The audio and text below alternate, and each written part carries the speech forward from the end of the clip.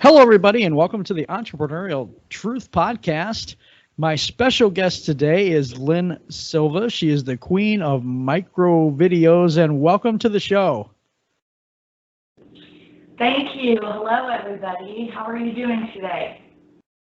Today is a wonderful day because it's the first show, and I am honored to have you as a guest. I really appreciate you coming on. Thank you so much for having me. Okay, so my first question to you is tell us your story and how and why you chose to become an entrepreneur. How did that come about? Okay, so I'll try to make this as short as possible. In 2013, I was in a position and I was just coming out of about 2.5 years of being very ill. So about the time when the real estate market crashed, I was a realtor doing quite well in my little town. I kept getting sick and they kept saying, "Oh, Lynn, you're just depressed. It's your age. You're hitting menopause." And I'm thinking, menopause? I'm only in my 30s. What on earth? I mean, it just kept getting worse and worse. And it developed on my 40th birthday. I was diagnosed with ovarian cancer. Oh, wow. So that was my birthday present.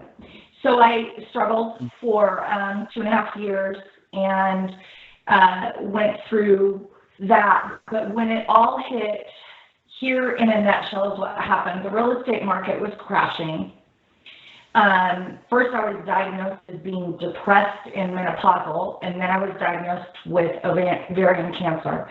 Then I was violently sexually assaulted, and then my husband left me.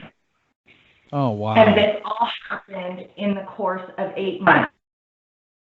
And so I was at a point, I couldn't work, I was sick. So I was at a point in my life where I had nothing. And, I had gone from, we averaged between $7,000 and $10,000 a month between my ex-husband and I. And so it was devastating, not just financially, but emotionally. So by 2013, I had gone into remission, but I guess I need to back up and talk about, I had been in my bed probably 2.5 to 3 months. I was only ever stage 2 and just absent. My girls were little. My teenage son was running amok, just out of control. I didn't have the ability to be active in any of their lives or the energy. So I was just in my bed, and I had chased, the girls had gone to school, and I chased my mom out. She was forever trying to, get me up. I wouldn't even get out of bed to bathe. All I did was sleep. So she had just left. I knew there was nobody in the house, and this voice, clear as a bell, said, "Get up." And I thought, oh my gosh, I'm going crazy. I mean, I literally thought I was going crazy. And the voice came out again, "Get up." And so I got up and I, went down the hall. I was looking, thinking, is somebody playing tricks on me? And then I thought, oh, it's this new medication. And I went back and literally covered my head up with the covers. And I rolled over to start going back to sleep. And I hear, "You're not done yet. Get up." And the voice was so clear. And it's like when they said, "Get up," I was very weak. And I could never just sit straight up in bed. I was on my side, so I didn't sit straight up. But I literally sat up super fast and swung my legs to the side of the bed. And I thought, I'm not done yet. I can't give up. I can't give up. So I got up that day and I started with walking 3 houses down from my house and walking back. And that was enough to just wipe me out. I started letting my mom helped me a little bit more. I just pulled it together somehow. And it just started by, all I did, like the first 3 days, all I did was get up, get dressed, and do my walk. And that was it. That's all I could do. And gradually it just got better and better. You know, there were some funny times where I thought I could make it to my mom's house. So I started walking, and I didn't even get halfway there, and I just collapsed on the curb, so she had to come get me. And then I was crying, oh, I can't. But at least, you know, I was trying. I was making the effort, which I hadn't done for a long time. And so I tried to go back to my job, and at first my doctors wouldn't release me. They didn't want me going back. My blood levels were still, my white blood cell count was still really, really high. So I couldn't go to work. So I started searching online, and I loved writing. I've always been a writer. So I started content writing, and just little by little, it took 5 months. And by then I had gone back to work. I was doing crisis intervention. They never were going to put me full-time because I was too much of a risk because I had cancer. But they kept me, you know, per diem. And so for quite a few years, I worked weekends usually, and it was on call, and it wasn't even in the county I lived in. It was in the county next door to us. But the issue was, now I was single, so I was trying to, you know, earn money, and I had nowhere. You know, people would say, just call me in the middle of the night if you get called out, and I'll watch the girl. But, you know, people don't answer their phones at 2 and 3 in the morning. And ultimately, they weren't responsible for my kids. I was. So I had to really, you know, look and work to find something else. So within 5 months, I left. That was a county position, and I left it and was content writing. And that was 2013. And, you know, it worked. I made a living, I made money, and you know, it was okay. But for content writing, you have to write and write and write. And that was, you know, starting in 2013. So by about the end of 2015, I was getting really burnt out on the content writing, just doing it, you know, and not really getting anywhere. And then I got in between there, so I'm going out of order. In between there, I threw another cyst in my right ovary, so I did have treatment. And I hid it from people because, you know, I learned from my county job, people aren't going to hire me, you know, whether it's online or offline, if they know that I'm sick. So it made me isolate more because I was hiding, and I was sick. You know, the medications that you have to take, they really mess with your head. They really do. And so, and they make you sick.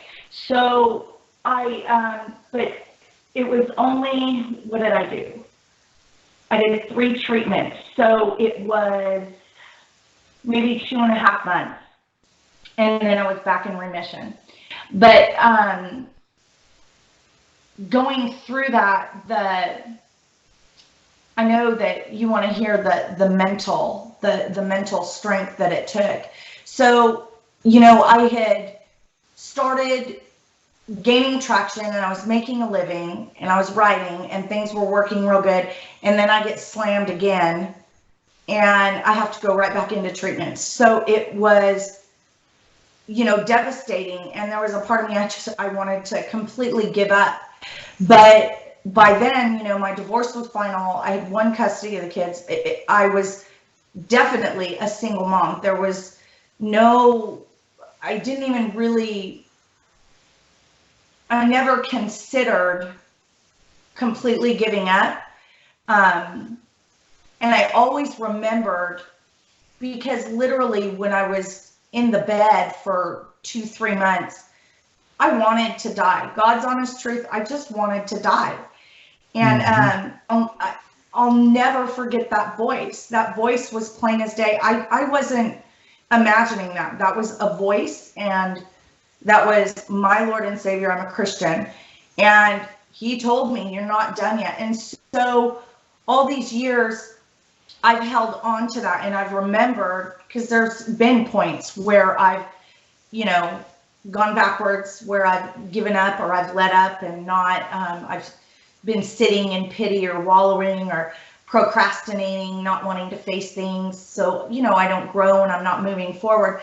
But I've always remembered that voice plain as day. And there's one thing that I know, and it is that I'm not done yet. And if I'm not done, what does that really mean?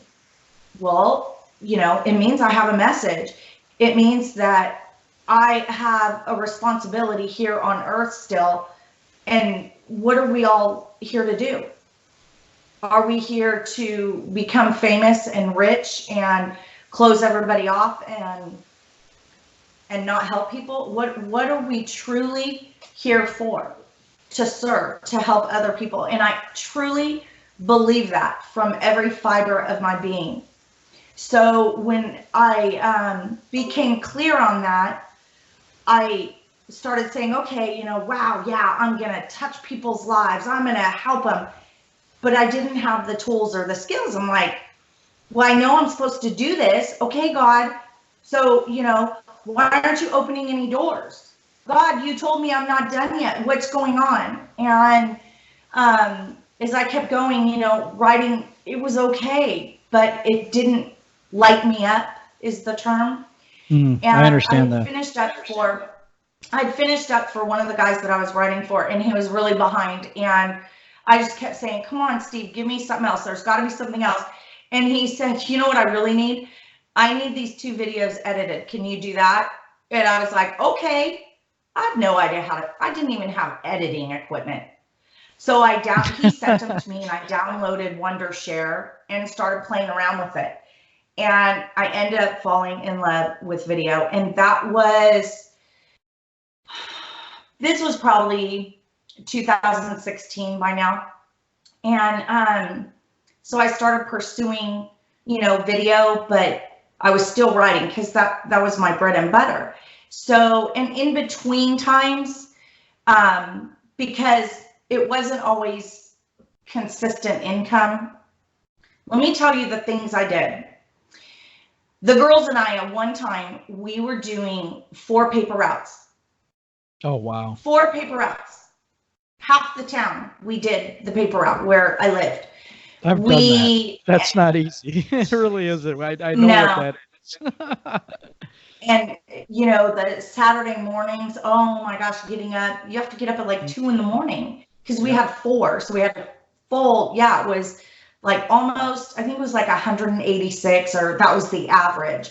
So it wasn't huge paper routes, but still, oh my gosh, yeah. So I did that. Then I still had some connections in the real estate industry. But I had let my real estate license go when I was 6. So I took a job, or I would take jobs doing for the realtors. I would, yeah, you know, the open house signs you see?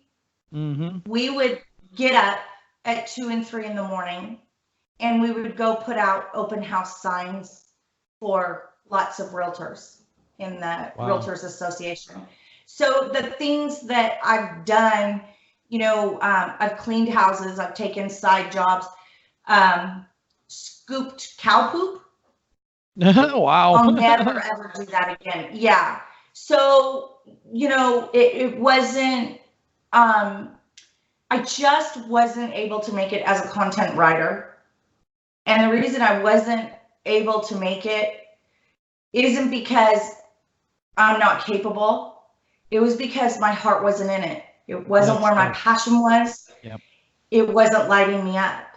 And the videos did. And so in the background, when I was doing this, being burnt out as a content writer, I kept getting better and better at the videos. And I kept, you know, so I did a course, and I did training videos, and I added some motion graphics and stuff and made it real interesting instead of just a headshot of, you know, a 45-minute training on something.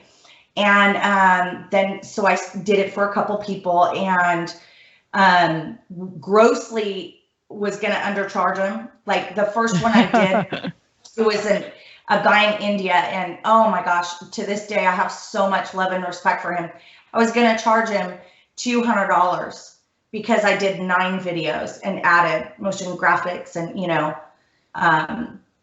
put slides in and, you know, just added to make it less, maybe not less boring, but, you know, more exciting, more engaging. Yeah.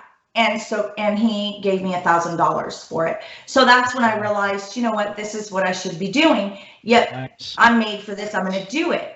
So, you know, I started doing it, and I did for quite a few years, just one video at a time, one-offs, where it was just one video. And then the video industry really started taking off, and I started noticing the change and the trends, and then the short videos started coming in, the micro videos. And I was like, okay, well, I do micro videos then. Put a label on. I do micro videos. What does that mean? So it wasn't really working. Well, this is very hard to open up. So the issue was, you know, I can do headlines. I can grab attention. I got very good at the special effects, and I know how to put, I'm a writer, so I can put things in micro form and still make powerful statements, write powerful CTAs in micro form. The ability was all there, just as much as it is today, but I was still missing something, and I was miserable. My personal life situation where I was miserable. I was very hurt at what had happened to me before I got sick, and then I got sick and dealt with a lot of that. And you know, we all have family issues. Yep. And I come from a family that carries grudges and for generations and generations, and we all have our problems and our issues. And I just, as hard as I tried, I was exhausting myself. And my whole life, I was always the peacekeeper in my family. But my situation was that I ran around trying to please everybody else so much that I was exhausted and empty. And it didn't matter what I did or did not do, what I did or did not say, and it was eggshells. It was like being on eggshells. I never knew when, and I love my family, I did not know when they were going to burst in my house. And there were many times where I was on a call or, you know, in a live like this, and they came in yelling, screaming, just, and the explosions, my girls, their sense of self-worth and their anxiety was just declining and declining. And so I really started realizing that was probably 2017. And I guess I decided then that I was going to leave California, but I wasn't ready, and I knew that. And finally, in December of this last year, it might have been the end of November, I decided, it just came to me, and I knew, okay, I'm ready. We're moving to Kentucky. I don't know how it's going to work, but I know we have to leave, and we're going. And I talked to my oldest daughter. She wanted to come. My youngest one didn't. She has a lot of problems making friends. She's not real sociable. So, you know, it was emotional. And it still is difficult for her. She's been in 3 schools in the past year, 3 new schools she's had to start over. So it's been very difficult, and she's taken it like a champ. But I just knew that I needed to go. And we sold everything. We packed up and we got to Kentucky with nothing. With us, the 3 of us, and our 4 dogs, and whatever we could pack in the car. And that's it. And I have no long truck. And we came. And we started all over again. And by doing that, I thought about it for so many years, I think, because, you know, people always say you can't run from your problems. Your problems just follow you. And so I wanted to make sure when I did it that I wasn't purposely, you know, trying to leave things behind. So we moved. It was horrible. We were in the dead of winter. We're not used to snow. I have no friends. We're in the basement of the girls' godparents' house. It was not an ideal situation. It took me 4.5 months, and I would pray that I would find a house in this little town that I'm in now. And when I would pray for the house, please let me find this house, Lord, please. And I would work for 2 days straight with what I was doing. But when I prayed, I pictured this driveway. I don't know why. When I was praying for a house, I just would picture this curved driveway that went up the hill. And we looked and looked, couldn't find anything. So I paid a deposit on a house in Owensboro, in the closest town. And the next day, I found the house that we're in now. So thank God that people gave me my deposit back. But when I pulled in here, before I even saw the inside of the house, before I even really got to look at the house, because it's on a little hill, and you can see the roof from the road, you can't really see the whole house. But just because of the driveway is exactly like what I pictured when I was praying. And so when I walked in, I did not even say hello. I said, I want this house. How much down do you need right now? Wow. And so, of course, and that was mid-April. So, of course, then I was thinking, I arrived. We're going to live happily ever after. Oh, hell to the no. Not even close. You know, when you leave one set of problems, another set comes along. And so it has been extremely rough. But, you know, I'm in like my dream. It's an old schoolhouse. It used to be a 2-room schoolhouse. Now they added on to it. But it's like a cabin in the woods. It's just like my dream. It's so beautiful. But even when you're living because I'm in a beautiful, peaceful area. It's very peaceful. It's beautiful, calm. I wasn't calm here at all. And so inside, even though my whole surroundings, you know, I have pretty much the perfect house. I love this house, the property, everything. The girls are in a good school district. You know, it's wonderful. There was still so much that I hadn't dealt with on the inside from, you know, years and years. And so here I was, had accomplished everything, but I was still waking up and going to bed wanting to do micro videos. And I wasn't. I was miserable in my job, and I was alone. And that's when it really sunk in. We were out here in the country. It gets pitch black. We were afraid to go out at night. There's coyotes, there's snakes, there's skunks, I didn't even know what a groundhog was. So, you know, it's been an adjustment, but it took 4.5, 5 months before it sunk in that, yeah, you know, I can't run from my problems. I left a lot of stress and a lot of chaos and hate and I can't say the word, discord. I left all that. I left drama in California, but I brought with me all the pain and all the limiting beliefs that I have there. And that's the reason I can't grow a business. And so I broke down and I got a coach. So I have 2 mentors and I have a coach.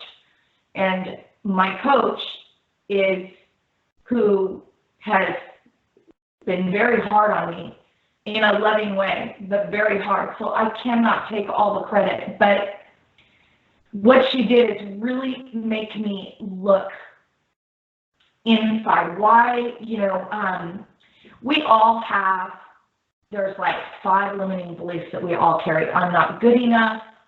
I don't deserve this. Yep. Nobody loves me. I'm different, or I'm separate, or I'm weird. Well, I had all of them. Me too. So, so I really had to do the inner work. And so you said you want me to be raw and be honest. So I'm going to refute literally what I did. I have 2 journals that I've gone through doing this.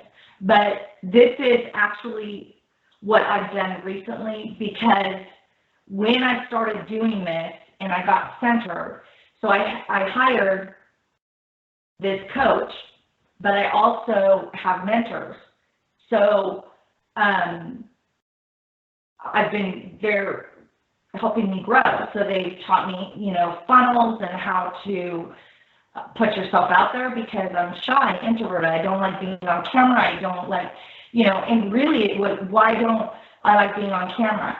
I don't want my family to, this is the biggest reason, I don't want my family to come on like they did when I first got here and spread hate, because I can take a hater, we all get them, and it's actually a sign that you're growing, but I cannot take, when I left, I did not leave angry, or I left broken and hurt, but with love and with respect.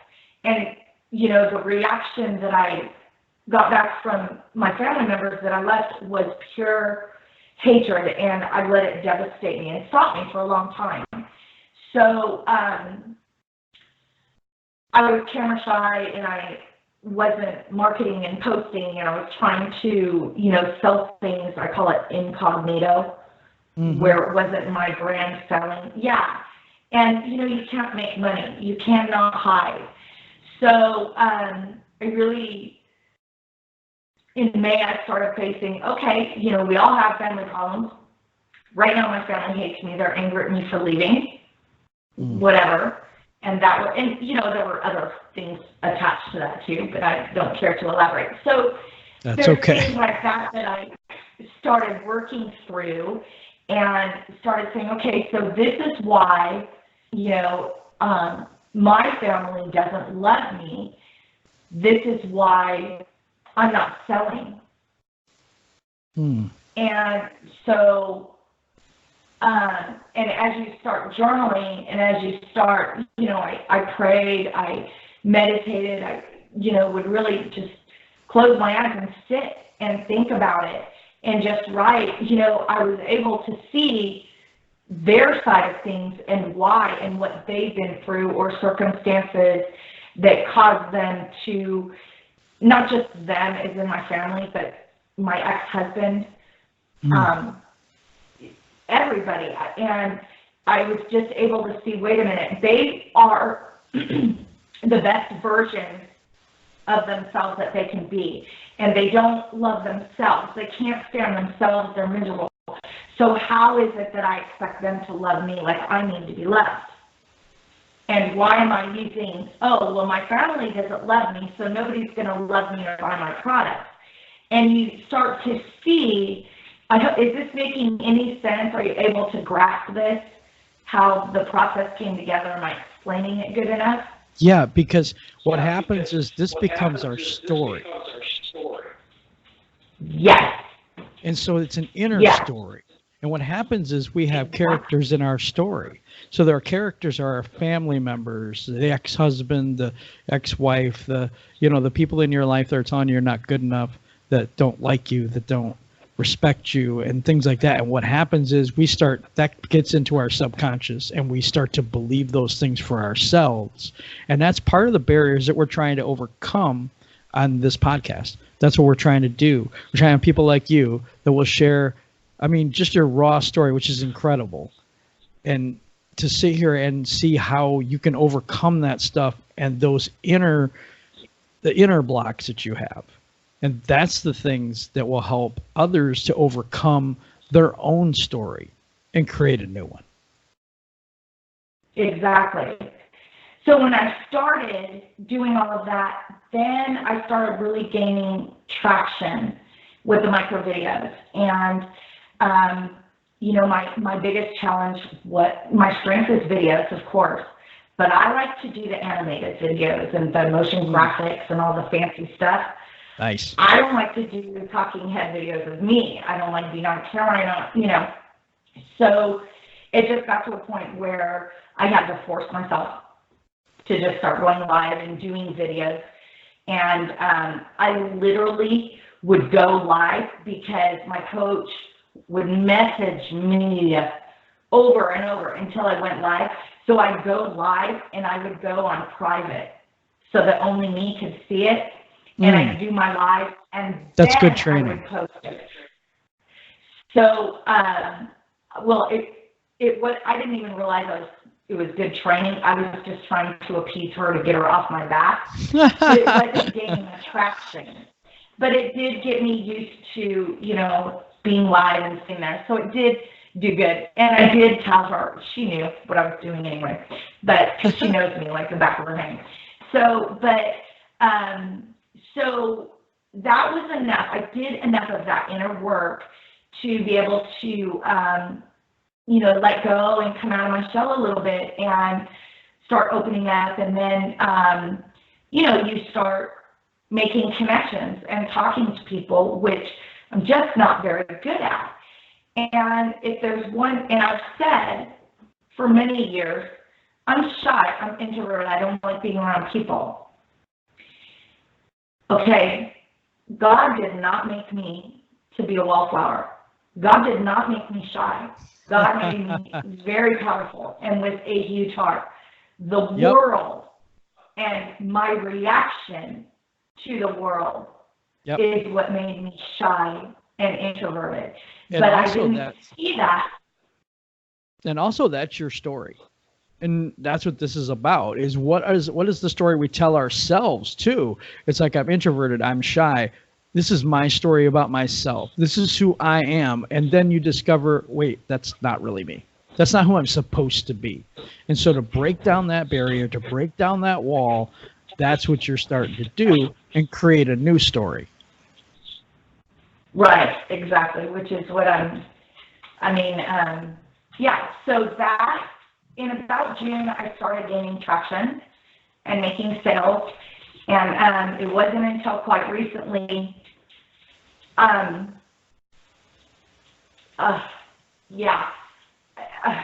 don't it's okay. know. I don't know. I do know what happened. People say a lot of, or I've heard, where people they claim that I just did this and this and this, and then I got all the business I needed, and I got so much business I didn't have time to do it all. And so I'm not like making thousands and thousands of dollars, but I am making money, quite a bit of money. And it did happen almost overnight. It happened like within 3 days, but it really didn't. I have scraped and struggled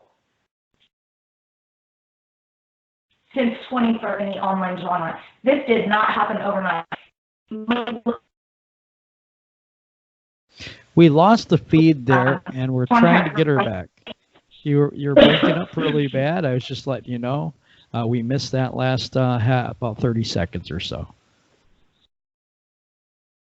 Can you hear me now? Yes, I can. Okay. So, anyways, I guess my whole point, I'm very grateful, and I want to remain humble and not brag, because by no means have I arrived as my business, some big, huge thing, and so I don't want to portray that at all. What I want to stress is that you have to keep trying, never give up, pull from within, do the inner work, and just never give up. And it probably will happen, maybe not overnight, but you will shift all of a sudden, because all of that negative and that lack of confidence and the hurt and the pain, it takes up so much space in your body and your brain. It does. When that's all gone, all of a sudden people come. And so that is what happened. But this didn't happen overnight. It just looks like it. Micro Videos Online is a brand new website. It's a brand new company. But that's not where or when my journey began. So what I've seen since 2013 in the online world is that when people suddenly show up and come out of nowhere overnight, there is a huge journey behind that. They didn't blow up overnight. I have yet to see it. Nobody just blows up overnight. They are completely, I don't know if they're hiding or they're dismissing their entire journey. And it's that journey that people don't hear and they don't understand. It's ugly and it's rough and it's stressful and it hurts, but it works. So, and each time, like, I have to invest more. So I'm not, sitting pretty, going out and buying things. Every extra money, after all of our bills are paid, I don't go buy. I've got 2 teenage girls. I'm not buying them stuff. I'm reinvesting it, because I have to take on 2 people to try and grow and grow. Well, when that happens, your old limiting beliefs come back, and you have to work on them again. And it's, what is the saying? New level, new same devil. Or new devil, as I've heard. And the other thing is I've always believed that your business is a mirror of yourself. And what happens is, as much as you grow, your business will grow. So it's an internal thing that produces external results. It is, absolutely. And I was never able to grasp that here until recently. And there's one more thing I really want to talk about. And that's what's called victim mentality. That if your business is not growing, if you are not growing and thriving, you are playing victim in some aspect of your life, anyone. And my coach kept telling me that, and I get mad at her. And I really started looking. So and this is what I'm working through and working on. And each time when something happens, when there's, I can identify my blocks. So I have a package I created, and it's $29.97. I created it because the other videographers have one, right? So I of course, I thought I have to have one, right? No, I don't. I can only create, and I can only deliver and produce for my clients what my income tolerance is. And so I had to figure out why am I back in this thinking, I'm not good enough to have a $29.97 package. I'm not good enough. I don't deserve this. Nobody likes me enough to pay me $29.97. It doesn't matter. My videos and the system, they're proven over and over and over that they work. So none of that should be mattering. And it kept mattering. It kept coming up and coming up. So I'm going to read to you what I've been working through for not even 2 weeks. And this is hard, but this is raw. And if you want to make it in the entrepreneurial genre, I promise you, if you do the inner work, you can and you will grow. And so here you go. These are the questions that I had to ask myself. And I prayed and I've journaled. I do something called tapping. And these are the things that I've addressed. Why do you hate money? What do you have against money? Wow, I know that one. At the conscious level, anyone is going to say, I don't hate money, I love money. I just can't make money. Mm-hmm. You have to go deeper and deeper. And it's not going to come because your ego is uncomfortable and your ego is trying to protect you and keep you in your comfort zone. Mm-hmm. So you have to sit. And one of these questions, it took over 2 hours to figure out just one of the questions. And when I figured it out, I lost it. I just lost it. I cried so hard. Anyway, so let me continue. These are the things, when I say dig deep, this is, when I say, pull from within, this is what I mean. Mm-hmm. What's the payoff that you get for not making money each month? Wow. So I'm going to share with you, if you can't grasp that.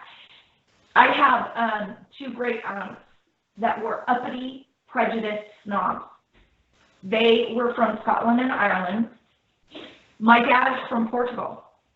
So I grew up with my Aunt Edna and Aunt Mabel. They would refer to my dad as a dirty stick. We're Portuguese. But they called my dad dirty stick. So, and they had a lot of money. And they were very well off, prim and proper, 5 o'clock happy hour, 2 forks. I mean, kids were to be seen and not heard at the dinner table. I mean, crystal and just very, very well-to-do. So I have made it a point my entire life. I am not going to be like Aunt Edna and Aunt Mabel. But if I make money, I'll be like Aunt Edna and Aunt Mabel. Exactly. And you see, that is the whole point. There's sometimes that we grow up thinking that rich people are bad. And then we have experiences that, and our insides will do anything it takes to not be that person. So we'll self-sabotage subconsciously without even knowing it. And that was part of what I was trying to get through in this podcast, is try to get those ideas out. And so another question that I had to really dig deep is, why do you insist on being a victim to money? Who would you be if you made the money that you've always dreamed of? Who would that person, who would that Lynn look like? That's What's deep. the biggest reason you're rejecting money so that your life has to be hard?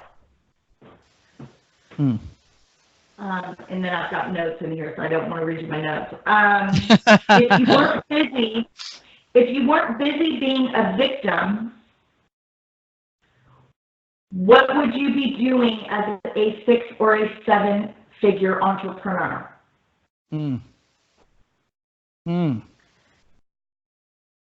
then, good stuff. Then I have one note, and I just want to say this. It takes the same amount of energy to make $600 as it does to make $5,200 in a month. Really? Absolutely. Wow. That's powerful. That's very powerful. So that's my story that's the truth. It has not been easy. I've struggled, I've hurt, I've avoided. And when I stopped avoiding and I really, really dug deep, yeah, my business exploded overnight. But just remember, this all started because I stayed in bed and I wanted to die. And a voice came to me and said, get up, you're not done yet. So That's my amazing. message to anybody that's listening is, get up, you are not done yet. And never, ever give up. There is nothing I can say to end this show more profoundly than you just did. I really appreciate you coming on. No, it's awesome. I really appreciate you coming on. This was amazing. Do you have any of your products that you would like to talk about, or anything that you're doing currently right now that you'd like to talk about and tell everybody about before we stop? You know what? I will say this. The video industry is dominating.